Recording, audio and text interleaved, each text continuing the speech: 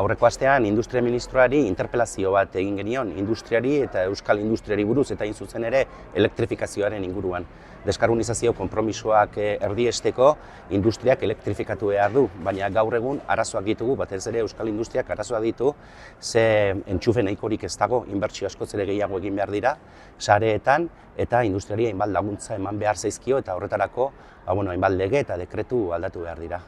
Horren ondorioz, mozio bat eztabaidatuko dugu gaur, eta mozio horretan eskatzen dugu sareetan inbertsioak handitzea, industriaren intentsiboari laguntzak handitzea, eta red elektrikaren planifikazioan malgutzea gaur egun dauden eskariak betetzeko. Prozesu honek berebiziko garrantzia du, ez bakarrik industriak elektrifikatu beharra daukalako, baizik eta elektrifikazio eta deskarbonizazio honetan 10.000 enplegu industrial kalitatezkoak daudelako jokoan.